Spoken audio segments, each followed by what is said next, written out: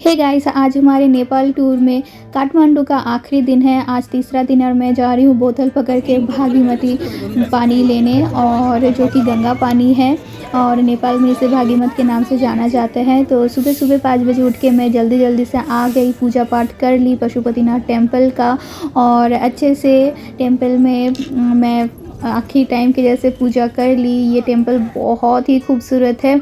और उसके बाद हम वापस आ गए हमारे होटल में, और हमारा गाड़ी भी आ गया है। और उसके पहले मैं कुछ वीडियो एंड फ़ोटोज़ ले रही थी, सो इग्नोर देम।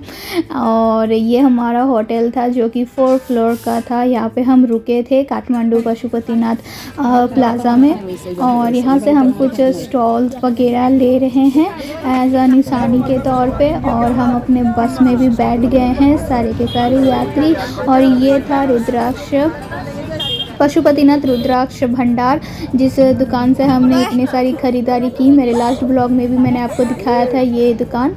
और इस भैया के साथ काफ़ी अच्छा बॉन्डिंग बन गया था हमारा, बहुत ही अच्छा इनके साथ रिश्ता बन गया था, क्योंकि ये बहुत ज़्यादा डिस्काउंट भी दे रहे थे सारे दुकान से। ये एकदम रिजनेबल प्राइस ले रहे थे। तो आप जब आओगे यहाँ पे तो आप यहाँ से ले सकते हो। तो सुबह सुबह दुकान सारी खुल गई है, और ये वो गली है जहाँ से अब हम अलविदा लेने वाले हैं। सो इस गली को ज़रूर मिस करूँगी मैं, काफ़ी अच्छा था।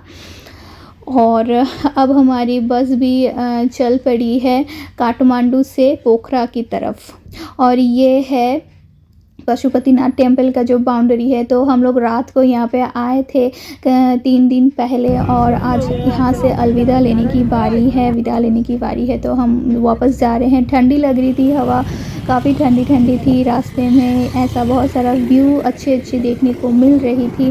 तो बहुत सारे बाइक्स एंड टूरिस्ट बसेस भी यहाँ पे आ रहा है, यू कैन सी। और यहाँ से हमें कंचनजंगा हिल भी देखने को मिली। यहाँ पे बर्फ़ जमी हुई है और ये बहुत ही खूबसूरत दिख रही थी। तो हमने इस व्यू को कैप्चर किया, और ये कंचनजंगा हिल काफ़ी दूर तक हमें देखने को मिली। पूरी पहाड़ों की रास्तों में बहुत देर तक देखने को मिली थी। और सुनहरी धूप निकली है, व्यू बहुत ही खूबसूरत है। तो जब आप बस से जाते हो या किसी भी गाड़ी से जाते हो, उसके टाइम इस तरीके की व्यू देखना बहुत ही मज़ेदार होती है। तो जब हम आए थे तभी रात का टाइम था, और ये सब रास्ते उस टाइम पे बन रही थी। और अभी सुबह के टाइम पे हम उसी रास्ते से रिटर्न जा रहे हैं, और ये काफ़ी अच्छे से भी दिख रहा है।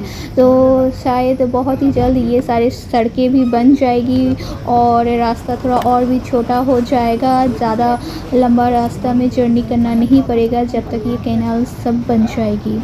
तो बहुत सारे टूरिस्ट आप देख ही सकते हो कि आ रहे हैं, वो काठमांडू की तरफ जा रहे हैं, और हम जा रहे हैं पोखरा की तरफ। पर पोखरा में जाने से पहले हम रुकेंगे मनोकामना टेम्पल में। तो उसके पहले हम यहाँ पे थोड़ा सा ब्रेकफास्ट कर लेंगे, और यहाँ पे रुक के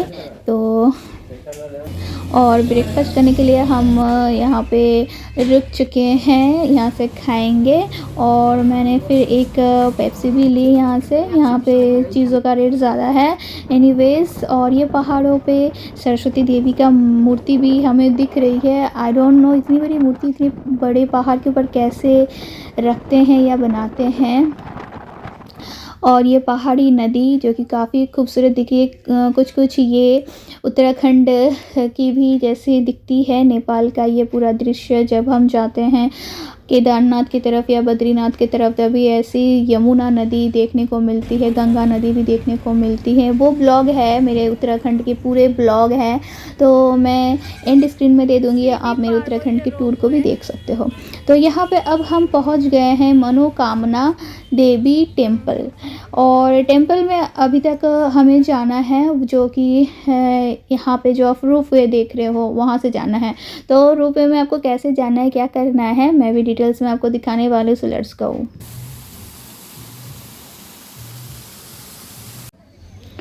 तो ये है रोपवे और यहाँ पे आपको टिकट काटना है। ये टिकट काउंटर है। तो रोपवे में आने जाने के लिए आपको कुल 800 रुपये का टिकट काटना पड़ता है। जाने का 400, आने का 400। तो आप चाहो तो जा सकते हो 400 में। उसके बाद आने के टाइम पैदल आ सकते हो, क्योंकि यहाँ पे पैदल आने जाने का भी रास्ता है, या फिर आप पूरा ही पैदल जा सकते हो, आपकी मर्ज़ी। तो हमने टोटल आने जाने का ही काटा था टिकट। हमारे पास उतना वक्त भी नहीं है, ना उतनी क्षमता है कि हम उतनी बड़ी पहाड़ पे जा सके पैदल। और ये है, ये पूरा कॉरिडोर आप देख ही सकते हो, बहुत ही खूबसूरती से सजा के रखा गया है। और यहाँ से हम जा रहे हैं अब कॉरिडोर के अंदर, जहाँ से हमें रोप मिलेगी। तो उसके पहले जगह जगह पे आपको टिकट शो करना पड़ता है। और यहाँ पे आप देख ही सकते हो कि त्यौहार के सीज़न में ये सारे लाइन्स भरे हुए रहते होंगे। तो अभी तो फिर भी खाली है। तो यहाँ पे भी आपको फिर से टिकट शो करना पड़ेगा। उसके बाद आपको अंदर जाना है और इस तरीके से रोप आएगी, आपको किसी भी एक रोप में बैठना है।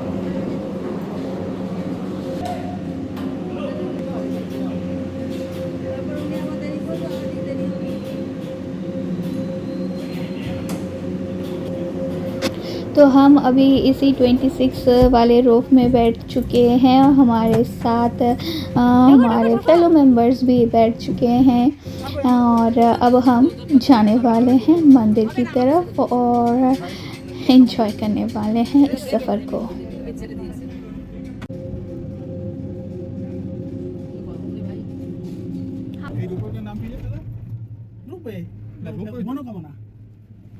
मनोकामना रूपे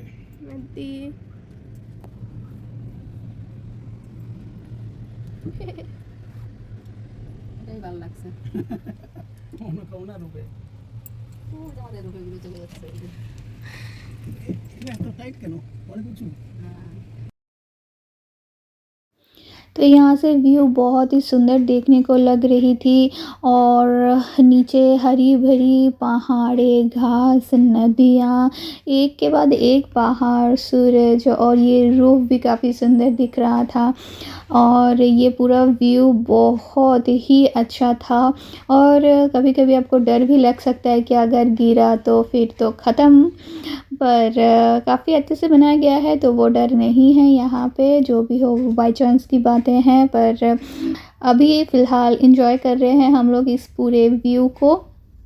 इस रूफ में आपको ये छोटा सा टीवी देखने को मिलेगा, जहाँ पे आपको हर वक्त कुछ ना कुछ कार्यक्रम चल रहा था। और ये टोटल यहाँ पे कम से कम 10 से 15 मिनट हमें लगने वाली है मंदिर तक पहुँचने के लिए। और ये पूरा रास्ता आप देख ही सकते हो, कितनी लंबी और खड़ी पहाड़ें हैं। तो यहाँ पे आप पैदल आना है तो बहुत स्टैमिना चाहिए होता है उसके लिए। और यहाँ से पेड़ पौधे बहुत ही खूबसूरत दिख रही थी। और यहाँ का जो ये छोटा सा जो सिटी है, वो इस रूप में बैठ के पूरी तरीके से एंजॉय कर सकते हैं। और देखते ही देखते हम पहुँच गए हैं रोपवे के इस सबवे में स्टेशन पे। तो अब आ गई है और हम अभी उतरने वाले हैं।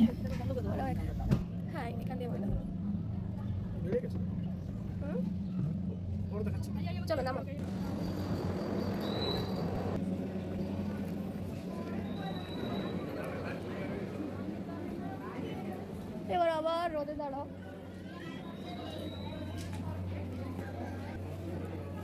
आज के दिन सुबह आप देखो कितना ज़्यादा भीड़ है। ये नवरात्रि का टाइम था और नवरात्रि का आज अष्टमी का दिन था जिस दिन हम यहाँ पे आए थे।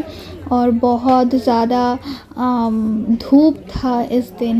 और पहाड़ों की धूप जब होती है तो चिलचिलाती हुई धूप होती है, और जब ठंडी होती है तो बहुत ठंडी होती है, और बारिश होता है तो रोमांचकर हो जाता है पूरा। तो फ़िलहाल सुबह के टाइम पे बहुत ज़्यादा धूप था। यहाँ पे बहुत सारे दुकानें देख सकते हो, और जहाँ से आप कुछ भी खरीद सकते हो। और साथ ही साथ यहाँ पे मंदिर में पूजा करने की सामग्री का भी दुकान है। तो इसी दुकानों से हम भी कुछ सामग्री लेने वाले हैं। और ये मेरा सामग्री है, जहाँ पे मुझे फूल, नारियल और चुन्नी, साथ ही साथ अगरबत्ती, ऐसे बहुत सारी चीज़ें मिली, चावल वगैरह। और ये नेपाल का फ्लैग। और इस रास्ते से अब हम जाने वाले हैं मंदिर की तरफ।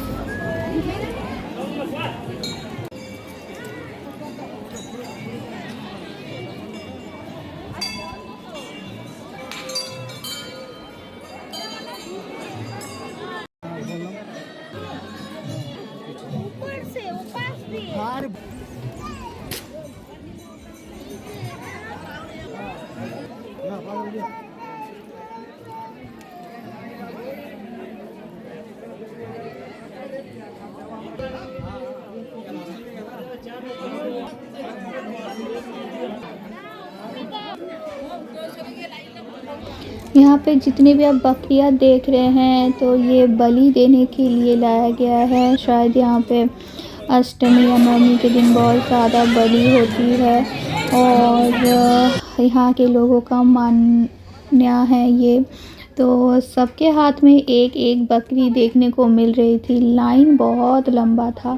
मैं एकदम थक गई थी, धूप बहुत ज़्यादा था तो मैं बैठ गई क्योंकि ये लाइन आगे बढ़ने का नाम ही ले रहा था और बहुत ज़्यादा लंबी लाइन थी। तो मुझे पता था कि ये लाइन घंटों तक चलने वाली है तो मैं बैठ गई आराम से।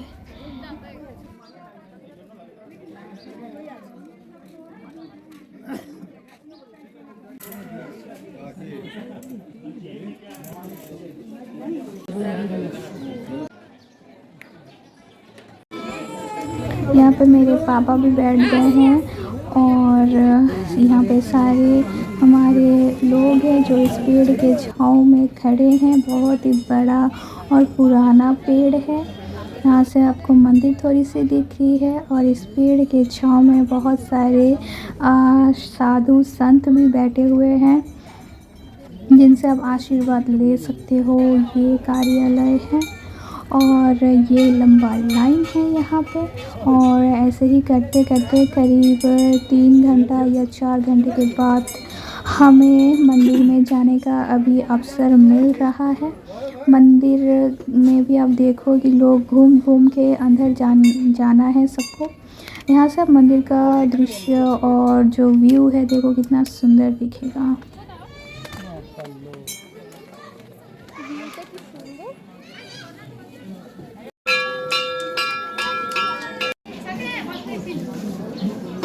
हमने पूजा कर लिया है। मंदिर के अंदर अलाउ नहीं है पर मंदिर के बाहर में आपको दुर्गा माता का 9 अवतार दिखा रही हूँ। ये हर एक अवतार ऊपर में नाम लिखा है और उसके साथ माता का मूर्ति का भी यहाँ पे पूजा होता है। तो ये 9 अवतार है माँ दुर्गा का।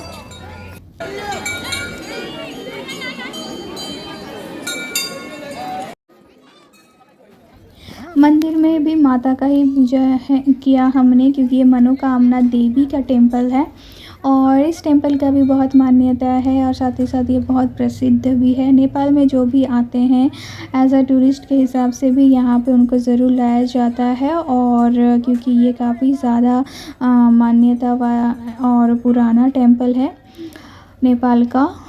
और हम भी यहाँ पे आए थे तो अंदर में हमने पूजा की और बाहर में आप दिया जला सकते हो क्योंकि ये ओकेजन का दिन था। तो आज ये मंदिर 12 बजे तक बंद हो जाता है पर ओकेजन था इसलिए पूरा दिन खुला था। और अब हम पूजा करके वापस आ गए हैं। तो हमारी जितनी भी इस डाला में सामग्री थी तो ये भैया हमें प्लास्टिक में अच्छे से बांध दिए हैं और हमने 100 रुपये का डाला लिया था और अभी हम रिटर्न जाएंगे। ये बच्चे काफ़ी ज़्यादा क्यूट है, छोटी छोटी आँखें हैं तो मुझे ये बहुत क्यूट लगते हैं।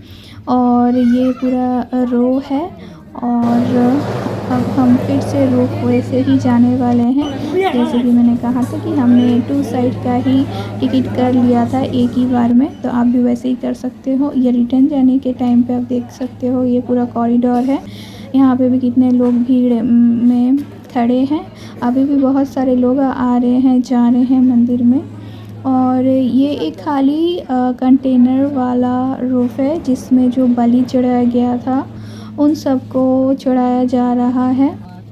ये डायरेक्ट नीचे की तरफ ले जाएंगे और हम भी अपने रूफ में बैठ चुके हैं। कुछ अलग मेंबर्स है, ये हमारे ग्रुप के नहीं हैं, पर रूफ में जब जो आता है एक ही साथ में बैठ जाए और वहाँ पे पहुँचने के बाद हम सबके साथ मिल जाएंगे। तो यहाँ से भी आप देख ही सकते हो ऊपर से ये पूरा नज़ारा कितना ज़्यादा खूबसूरत है, एकदम स्विट्ज़रलैंड लग रहा था और बहुत ही सुंदर लग रहा था। आप भी यहाँ पे जब आओगे नेपाल में तो मनोकामना टेम्पल को ज़रूर विज़िट करना, ये बहुत ही अच्छा आपको एक्सपीरियंस देगी।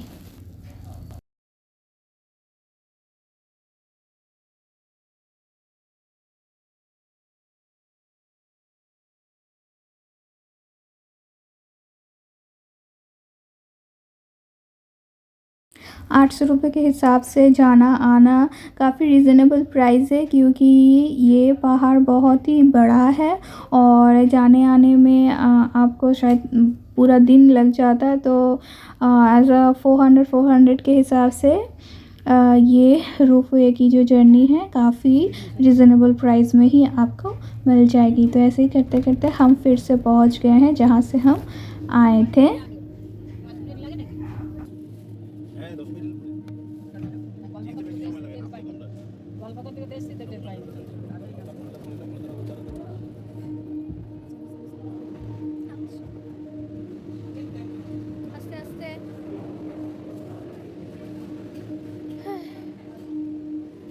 तो हम आए थे 17 नंबर वाले रोप से रिटर्न।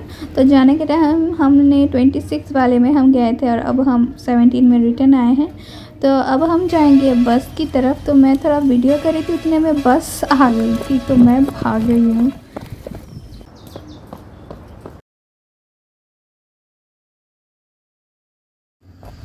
तो यहाँ से आप देखो मनोकामना का जो ये पूरा पहाड़ है और टेंपल का नज़ारा कितना ज़्यादा खूबसूरत है। ये काम ख़त्म करके हम आए थे अपना बहुत इम्पॉर्टेंट काम पूरा करने के लिए, जो कि है पेट पूजा। तो अब हम लंच करेंगे। लंच में हमारा था फ्राइड राइस, आलू दम और धोखा, और इसे हम इंजॉय कर रहे हैं। और इसके बाद मैंने एक कोक लिया और इसके बाद हम फिर से गाड़ी में बैठ गए।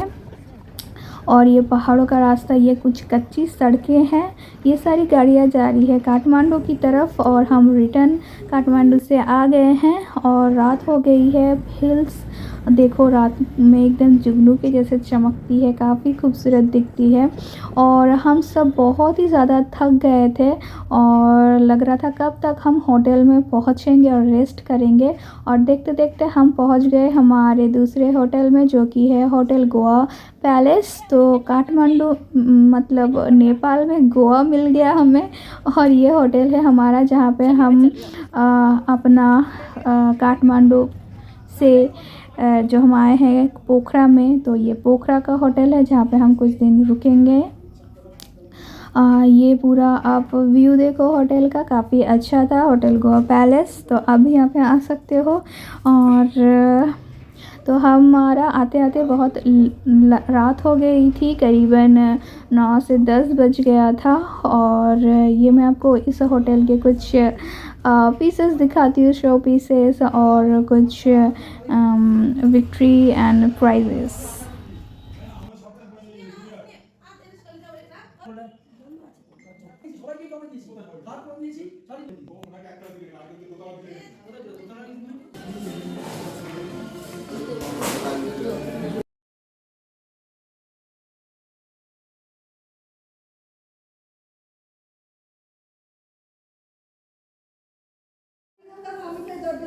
तो हमारी लगेज ऊपर में पहुंचा दिया गया और ये हमारा रूम है। और मैं तो एकदम रूम में आते ही मुझे लगा मैं कब बेड में गिरूं। ये है बैल्कनी से बाहर का नज़ारा। तो काफ़ी खाली खाली हो गई है, और क्योंकि 9 बज गया है, 9:30 आई थिंक बज चुकी थी। और ये बैल्कनी है और ये मेरा रूम है। मैं आपको इस रूम टूर भी कर देती हूँ। और ये मिरर, और यहाँ पे 2 बेड है, एक स्मॉल बेड, एक लार्ज बेड। यहाँ से एक काउच है और ये एक बड़ी सी खिड़की है। साइड में बैल्कनी आपको दिख रही है। और टेबल है, एक साइड में बाथरूम वगैरह है। सो काफ़ी अच्छा है और मुझे काफ़ी अच्छा लगा था ये रूम। ये एक 2 स्टार होटल है एंड एक आपको यहाँ पे वार्डरोब भी मिल जाती है। सो काफ़ी अच्छा एंड नीट एंड क्लीन था ये होटल।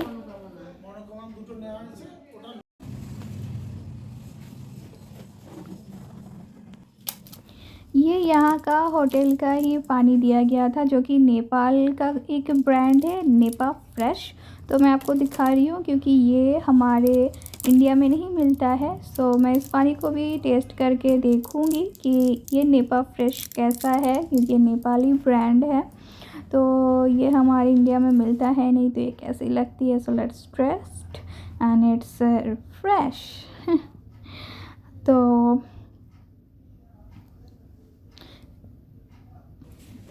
अब मैं आपको दिखा रही हूँ ये बालकनी, और मैंने अपने चप्पल पहन लिए, स्लीपर्स पहन लिए। तो जो मेरे बाल थे बहुत टाइम से बंधे हुए थे पूरे सुबह से, तो मैं उसको खोली, थोड़ा सा रेस्ट करने वाली हूँ। पर उसके पहले जो मेरे लगेज वगैरह था मैंने इस वार्डरोब में डाल दिया है। मैं बिल्कुल टाइम नहीं लगाती हूँ वार्डरोब, या जहाँ पे सजाना होता है सजा देती हूँ, क्योंकि भर जाता है पूरे रूम में लगेज वगैरह। तो इसे मैंने अपने जगह पे पहुंचा दिया है। तो अभी थोड़ा सा रूम खाली खाली दिखेगा, और नेक्स्ट जो मैं सजूंगी तो मुझे दिक्कत नहीं होगी, जगह पे मिल जाएगी। तो रात होते होते ना बारिश शुरू हो गई थी, पोखरा में बिजली कड़क रही है, देख ही सकते हो। तो मौसम बहुत ही मस्त बन गया था, और मैं अपनी ड्रेस चेंज करके थोड़ा आराम की। उसके बाद हमारा डिनर बन गया था, और सब बहुत थक गए थे। तो रात को इतना बारिश हो रहा था, तो गरम गरम खिचड़ी और सब्ज़ी बनाया गया था, जो कि मेरा फेवरेट है। तो मैं खाई और खा पी के फिर सो गई। नेक्स्ट डे सुबह हो चुकी है, रात को हमने बहुत अच्छे से नींद पूरी की। और उसके बाद अभी मैं आपको दिखाती हूँ बालकनी से सुबह का नज़ारा, जो कि बहुत ही खूबसूरत दिख रहा था। बारिश जो रात को हो रही थी सुबह तक वो थम गई थी, और this is the view, it's look really really very amazing. और यहाँ से हिल्स भी दिख रहे थे, you can see, wow it's so good. But guys इस वीडियो में मैं आपको पोखरा की साइट सीन्स नहीं दिखाने वाली हूँ, क्योंकि वीडियो ऑलरेडी काफ़ी बड़ी हो गई है। नेक्स्ट वीडियो में मैं आपको पोखरा की साइट सीन्स दिखाऊंगी। सो अगर वीडियो को मिस नहीं करना है, तो अगर आपने अभी तक चैनल को सब्सक्राइब नहीं किया तो ज़रूर कर लेना, और बेल आइकन को दबा देना। साथ ही साथ आप मुझे मेरे सोशल मीडिया पेजेस भी फॉलो कर सकते हो। सो नेक्स्ट वीडियो बहुत जल्द आने वाली है। पोखरा की साइट सीन्स बहुत ही खूबसूरत है, बिल्कुल इस सुबह की तरह। सो मिलते हैं आपके साथ मेरे नेक्स्ट वीडियो में। Till then bye bye and take care.